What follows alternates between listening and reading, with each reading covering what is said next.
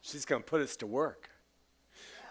Let me just do a quick welcome and then get out of Susan's way, which seems like the safest thing always to do. Welcome. Thank you all for being here, and most especially I want to thank Susan for offering today's reflection. It is on gratitude, as she will tell you, and it seems appropriate not only as we are about to head into Thanksgiving week, but also as we're wrestling with trials and with troubles, to call us to gratitude. Susan, I'm so glad you're here. Many of you know her, and certainly far better than I, but Susan is not only a longtime parishioner, but she's also been an administrator of By Your Side and other wonderful offerings. And with that, I give you Susan Brown. Thank you.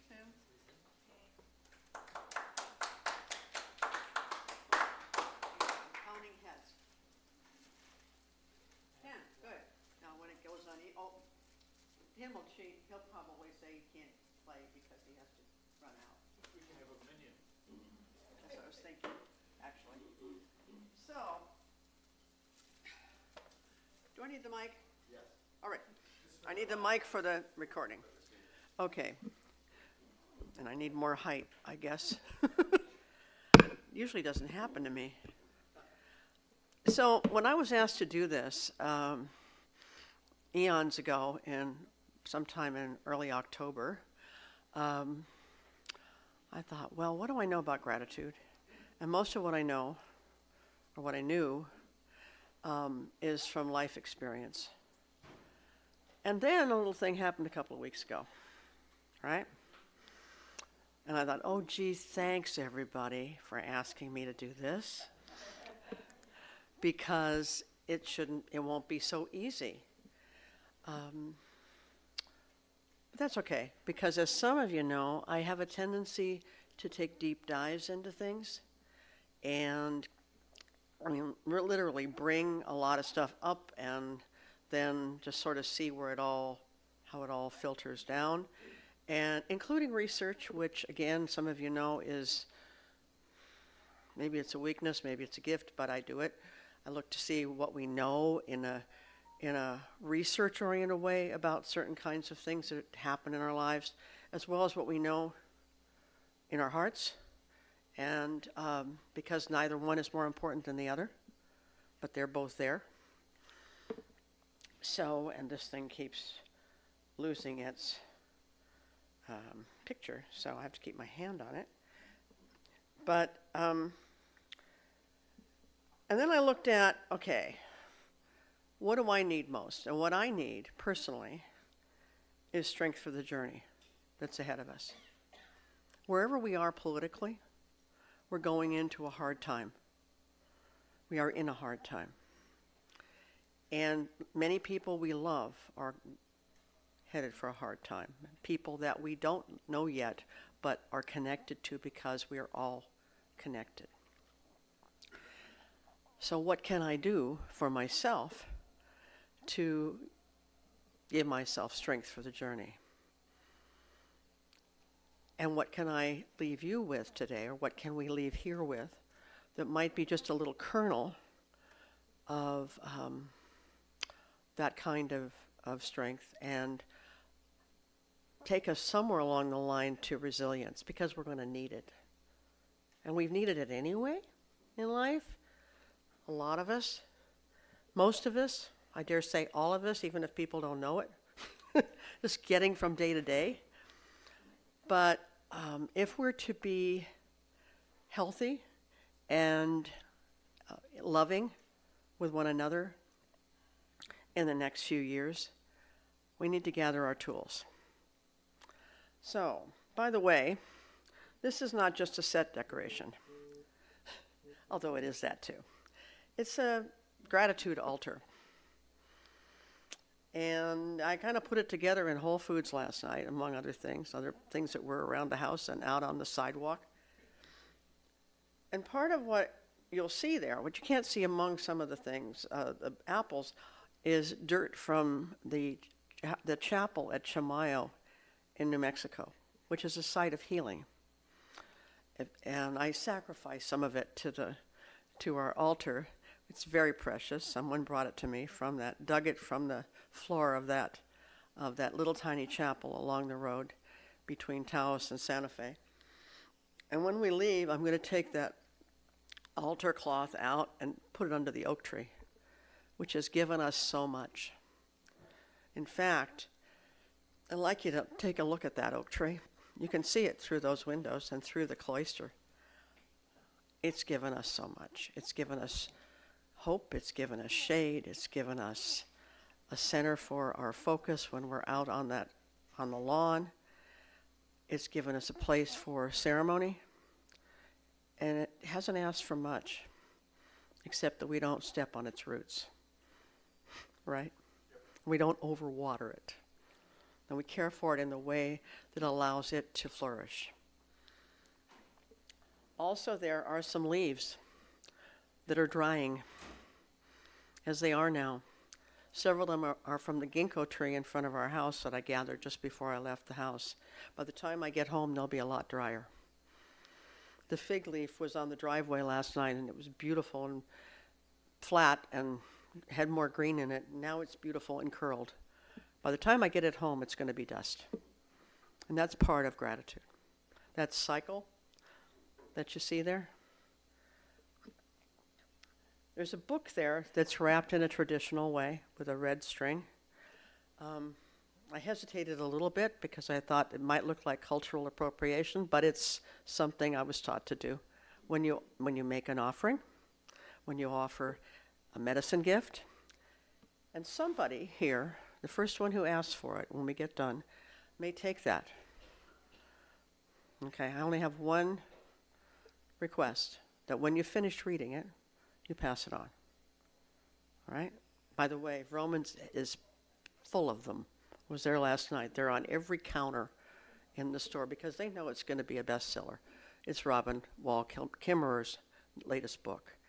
It's a simple little book. It looks simple, but it's all about a different way of life that we probably need to take a serious look at, describing a different idea of community, true community, and being aware of our interdependence. This is part of what will get us through. And not only get us through, but get us to a greater kind of community and a greater kind of abundance. And because it's November and not the time of the year that the book is written about, which is June, because they're also called June berries, cranberries. Okay. But they're from the bogs of New England. So, and they're given in as a gracious gift from the Creator. And we'll cook them up and put too much sugar in them, probably. And we'll enjoy them. And then we'll probably forget about them for another year, unless you happen to be a Swede like me, and then you use them instead of lingonberries. Lingonberries are wonderful. They're better, actually, right? So what I'd like this to be today is, the description says interactive, but more than that, interactive but also interactive. So what I want to start with is grief and fear, because you can't have gratitude without that. They go together. One doesn't cancel the other out. The point is not to put whipped cream on garbage, right? And say, oh, well, I should be grateful for that, even though I feel like, you know what, right? So we're going to work with that first. And we only have a little time together. So we're going to leave, I hope, with some I wonder, or let me think about that, or let me feel into that, or that really didn't quite do it for me, or whatever it is, so that we can go on with this. I mean, we're together in community, so we can go on with this. You should see the piles of stuff that I didn't put in this. There's a lot to talk about, and we'll do it another time.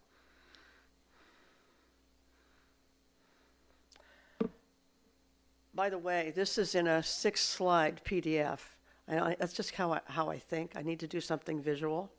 So some people in this room have had classes with me, and it's become the medium I feel most able to handle creatively. And I can sit down at the computer and make a picture and have the picture evoke something from me, and then just put some notes into it. And those notes could be available if you want them. Okay? It's already in a PDF, so if you want, you'd like access, just give me your email address. There's a pad and pen over there. All righty? Okay, so everybody have paper? Maddie and anybody who came in? There's paper here and pens. You have to unwrap them, unfortunately, because they're ECS pens, of which they gave me 300, so. But they're good pens. The only problem with them is they're not refillable, and I hate that, because they become instant trash.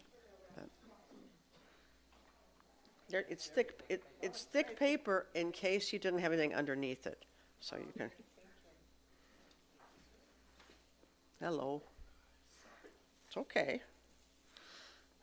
So while people are getting paper, here's what I'd like you to do.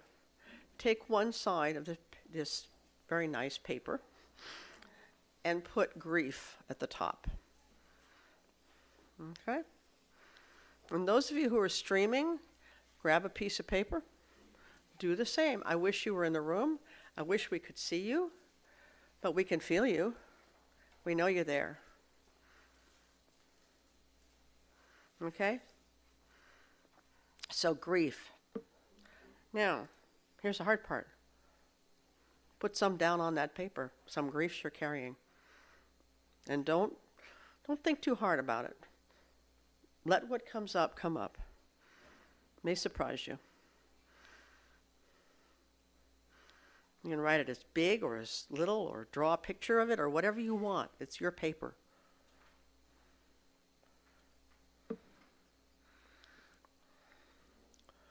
It's important to acknowledge what we feel to ourselves. Everybody got one? A couple more minutes.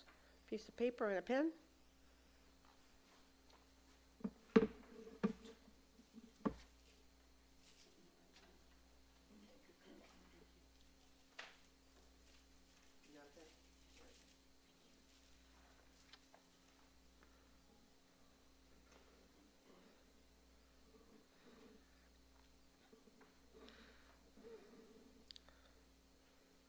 People at home, you've got a hard assignment, go get another cup of coffee. I'll take some of mine.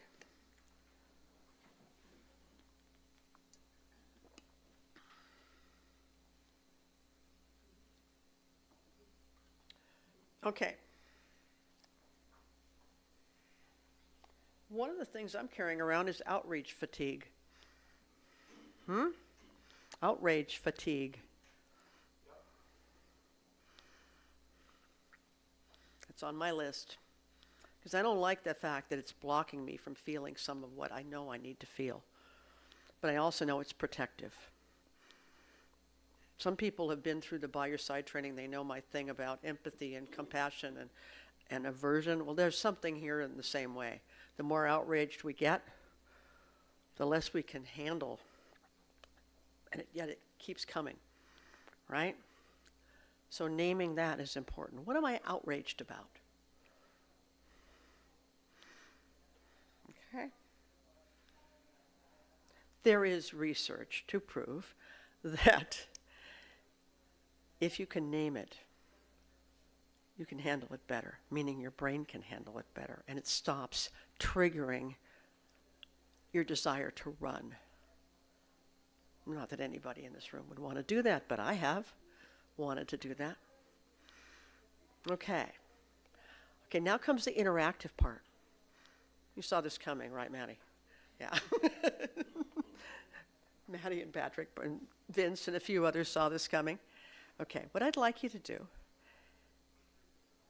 with all apologies to Chase, because I can't do it like he does it, please turn to your neighbor.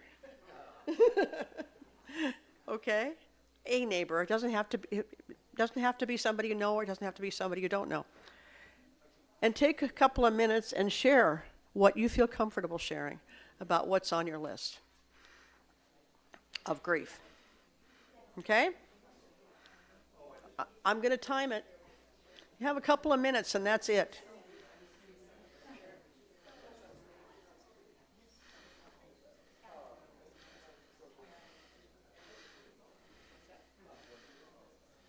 Hi, Eileen. On a piece of paper and a pen, they're doing an exercise.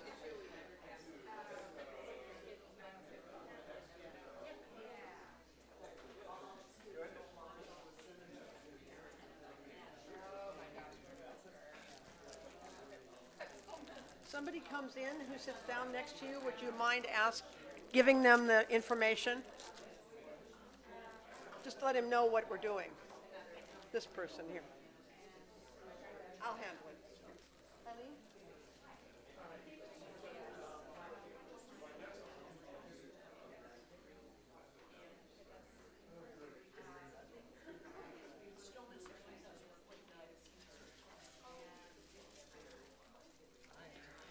Hi, how are you? Good. Yep, that was because I thought people might not have anything behind it.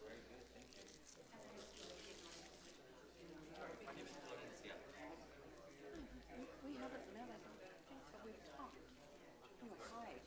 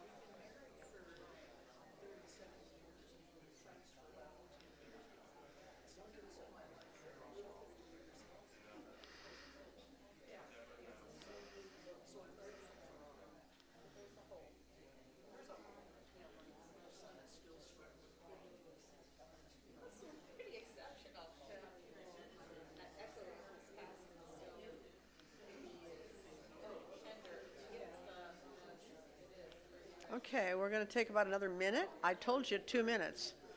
I mean it.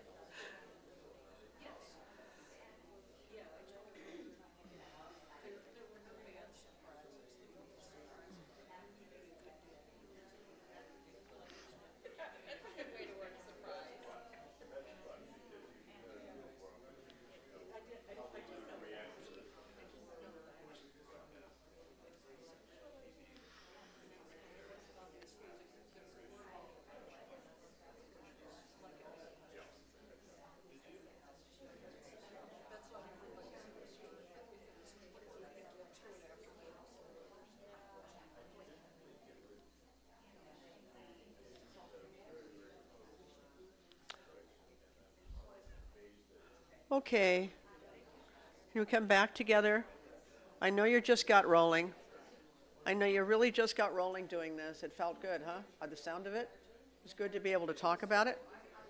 Whatever the it was.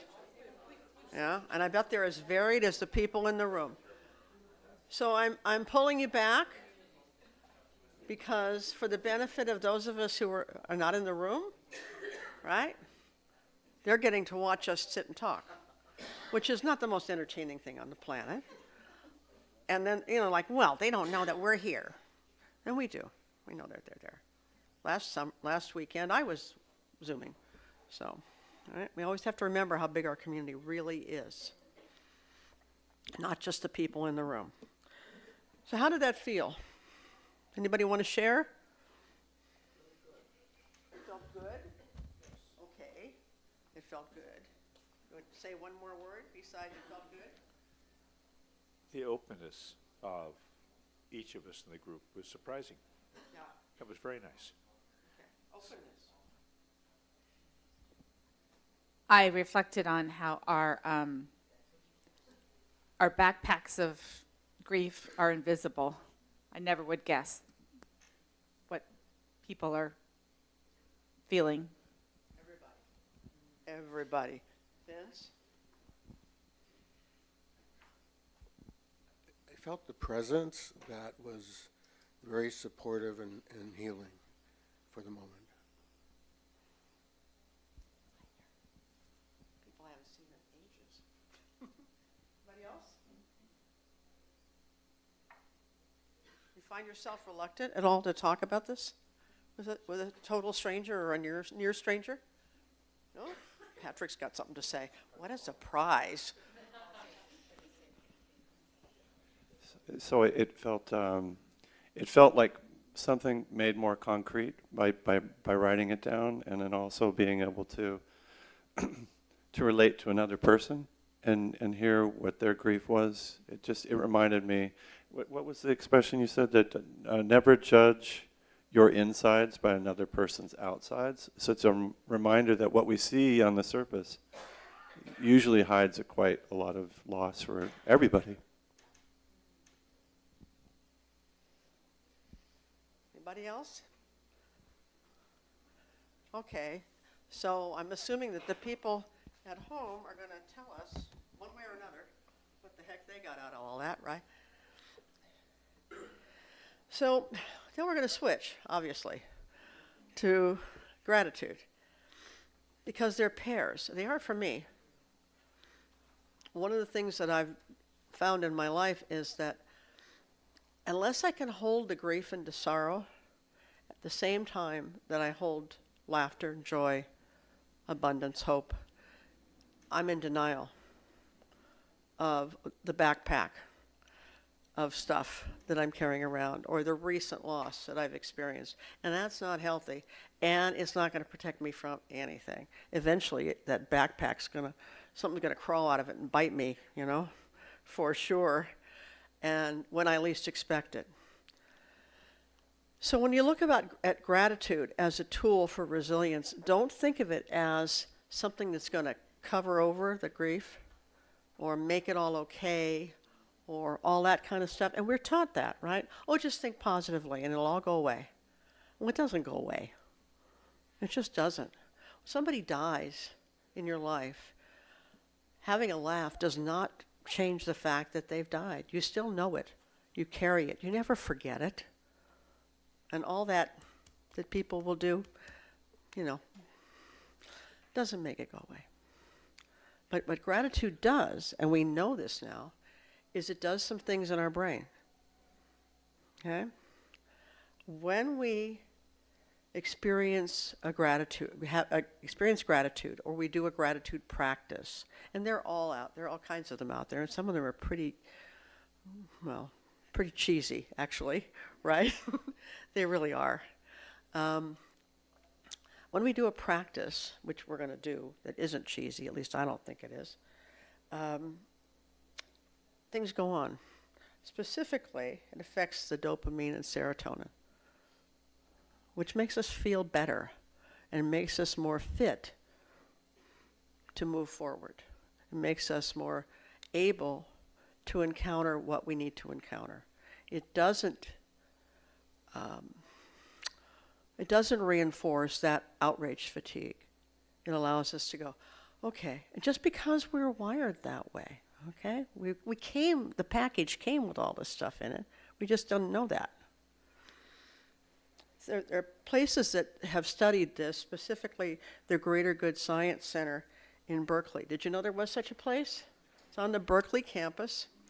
There are a bunch of researchers and psychologists, and they do some videos, and they do webinars, one of which I caught a half an hour of the other day because I was in an hour-long staff training before that and itching to get to the gratitude thing. And I was hoping they would post it, but they haven't yet, so I'll keep you posted about how good it actually was. And I've got the links to some videos that they've produced. And if you give me your email, I'll send you the slides which have those links on them. There's something to be learned from it. A lot. The Greater Good Science Center. Just because there's science to support it doesn't mean that that's what makes it valid. I mean, we know this stuff already, and it's been taught for thousands of years in many traditions. But it's nice to know that now we can, take a blood draw and we see there's a difference. It's something different happening in our bodies when we hold the gratitude along with the backpack of stuff in our lives. Okay? Anybody know Joanna Macy's work? So I'm going to hold a book up. It has lots of Post-its in it. And what's interesting is when I pulled this off the bookshelf this weekend, you know what was in it? It's a bookmark, the 23rd Psalm, from Beverly's mother's, Beverly in the front row here, her funeral. Something really, it was like a message from Fumi, actually, I think. So this is the book, Active Hope. Now, Joanna Macy is about 95. You can still find her online. She's an amazing writer, psychologist, environmentalist, realist. And this book is about having hope in the middle of the despair, because she knows very well what's happening to us, all of our kin on the planet, and the planet. She's been working with it for the last 65 years. And what she says, by the way, is that she wants to live a lot longer because she wants to be a part of making the change that she hopes can happen, even though she knows just how bad it is. Okay? The subtitle is How to Face the Mess We're In Without Going Crazy. It was written 12 years ago, so she wasn't looking at the current political situation, but prescient, right? So, Joanna Macy has a whole chapter on gratitude.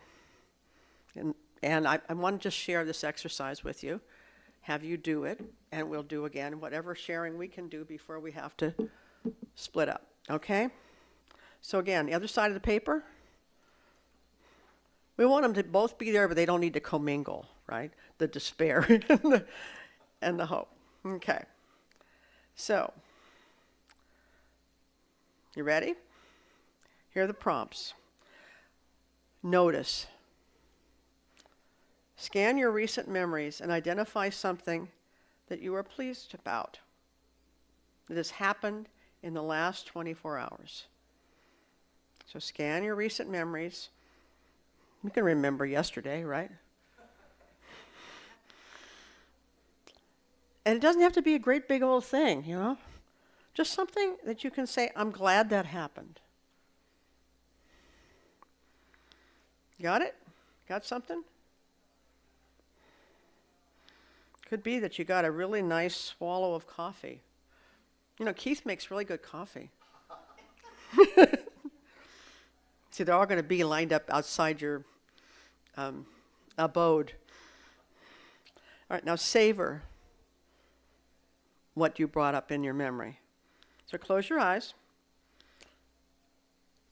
and imagine that you're experiencing that moment again.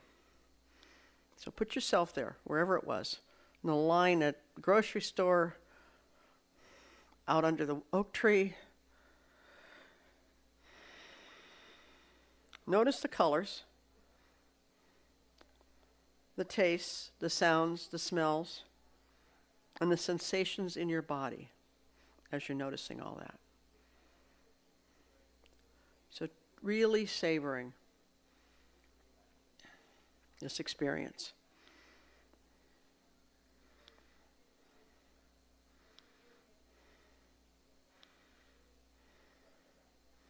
Really let yourself go totally into that moment.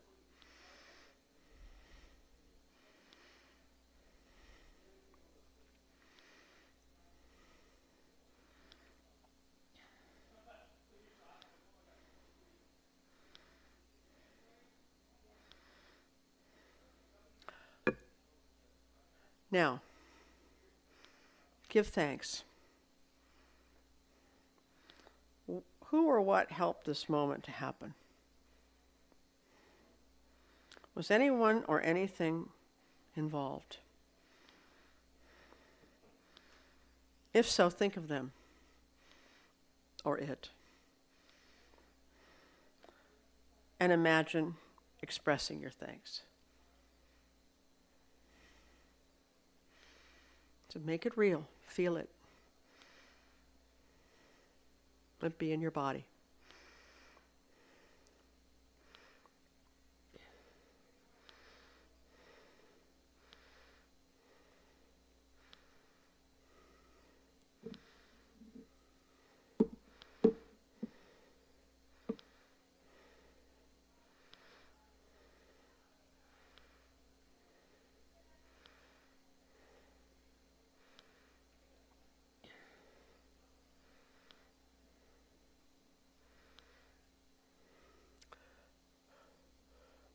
Okay, now, you knew this was coming too. Back in a group. Doesn't have to be the same group, but it could be. Over there, they want to be in the same group. People at home, if there's nobody there with you, try doing this exercise with somebody later. Or just make some notes for yourself of how the experience was.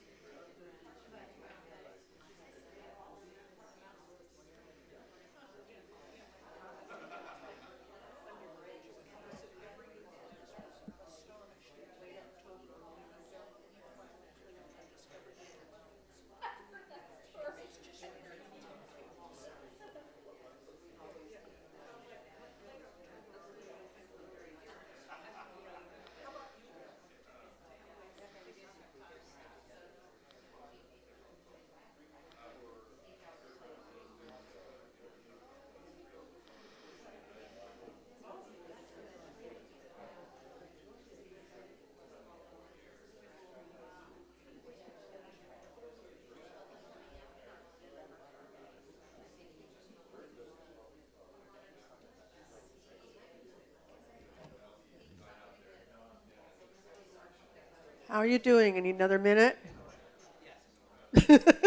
Terry says, yes.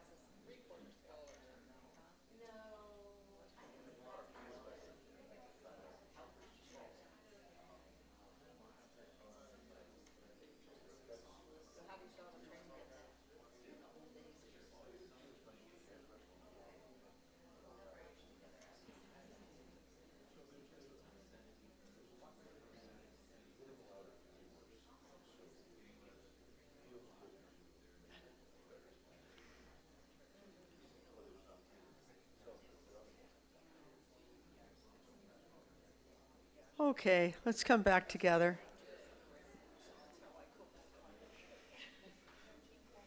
People at home, stop scrolling. What happened? What happened? Anybody like to share? No? You guys were totally into it, but you don't want to share. Okay. All right, that's okay. I'll share because it was such a joy. Just like when you're sitting with people hearing about their griefs, you have that sense of empathy, and your heart kind of gets a little, heavy for them, and you experience some of your own things. The flip side is the gratitude feels like, exponentially impacting. Like I really felt the gratitude that they felt, so it triggered my gratitude, like hearing their gratitude. So it reminded me that the negative spaces, like where you think there's just grief, if you really do practice those moments of gratitude, you can re-experience that. And I felt a physical change in my body from hearing their gratitude and mine. That's good, it worked. I wasn't sure it was going to. The same way you talked about there's not an end date on grief, I was sharing that yesterday was a great day, and I think it will be a day that reverberates. It could last forever. People are curious, but they can ask you privately, and you may not have to answer them. Over here, did I see a hand? Yes. Okay. Good morning, everyone. On Thursday, about 5 minutes before a Zoom group was going to start, I got a call from the wife of one of our members saying that she had just taken him to urgent care. He was a very frail person, and we were all instantly worried and kept that worry. I felt like I couldn't even call to check on him because she promised she would let us know what happened. Then on Saturday, we were coming home from an event where I had my phone turned off, so I turned it on as we were driving home. I wasn't driving. Turned it on, and there was a message from this person, and I couldn't really hear it. I had to listen to it twice, and then I just started giggling. He wasn't saying, "I'm okay," or "this is what the doctor said."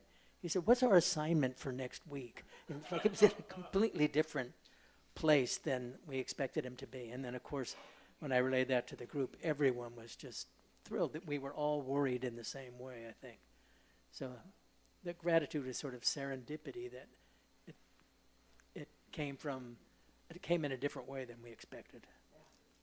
And it was communal. It was. No? No? Anybody else? No? You sure? Really? Oh, okay. Over there. Going over there. Okay, after you. He's pointing at you. So. I know. We were talking about, at least two of us, I don't know if you do, that every day we have a list of what we're grateful for each day. But you had a moment I thought that was interesting. Okay. That's all right. Okay. I won't say the specific. okay? I'm not going to say specifics. Okay. I think that sometimes we can have those magic moments of unexpected positivity and experience something that just reminds you that there's something beyond us in this world.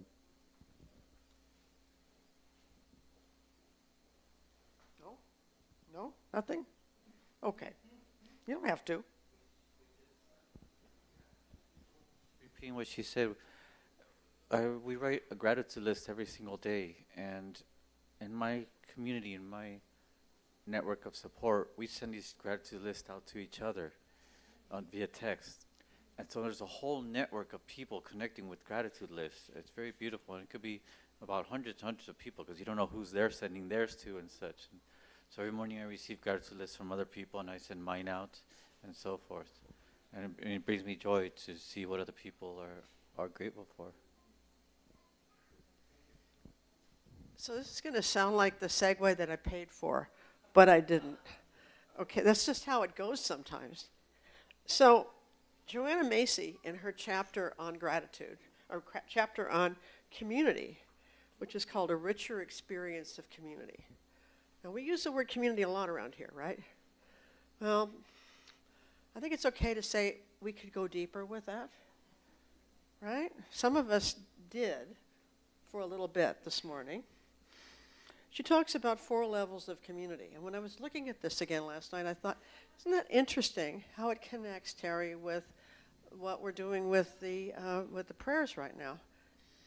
4 different circles of content. Groups we feel at home with, which was probably didn't include some of the people in this room when you came in here this morning, right? Okay. The wider community around us, like Florencia's wider community of support, sending texts every morning.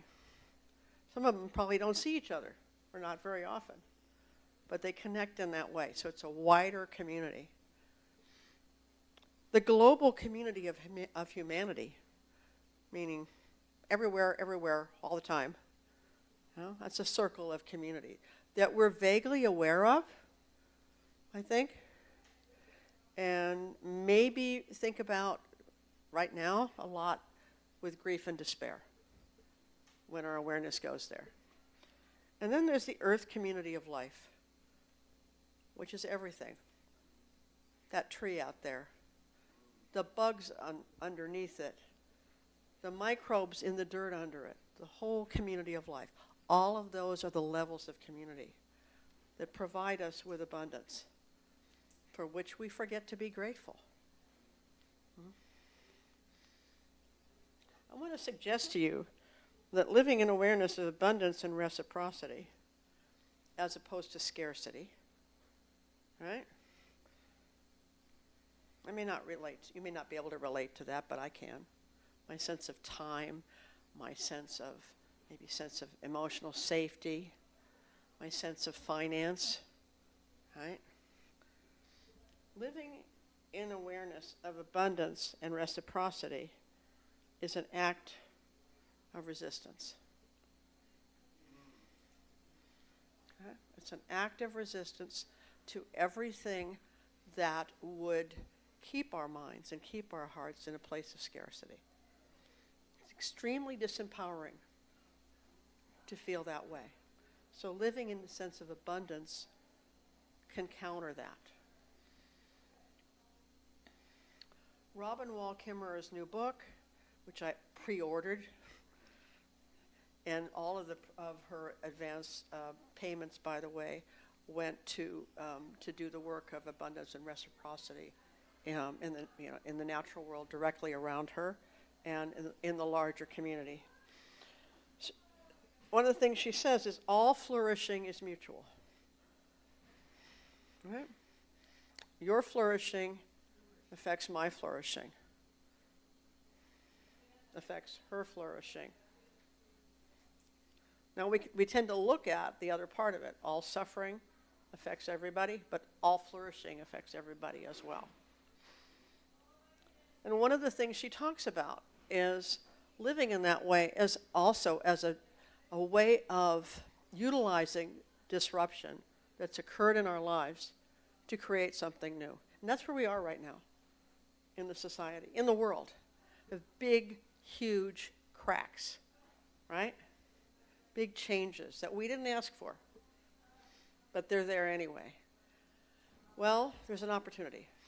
That's not, again, that's not whipped cream on garbage. It's just real. That's how change happens, is that things get in the cracks. We can get in the cracks. I want to close with something, and we can talk about it more if you'd like later, but that some of you probably know about. Ever seen one of these? I'm going to pass it around. Okay, Keith. What do you call it? Kintsugi. Now, my pronunciation guide says it's okay for people who speak English to say kintsugi, but he speaks Japanese fluently, so I made him say it. Okay. Basically, it's a way of conceiving of the things we've been talking about today.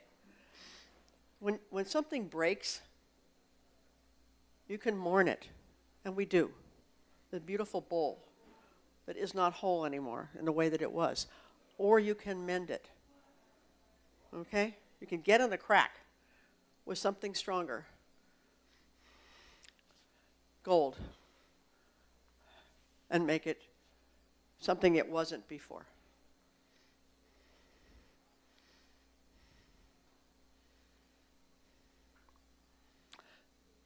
So I wish you a happy Thanksgiving. Truly happy. One of the things the Greater Good Center says is that gratitude is wasted on Thanksgiving. Maybe, but only if we forget what we really have to be grateful for and kind of recycle it along with the leftover turkey or whatever else into strength for the journey.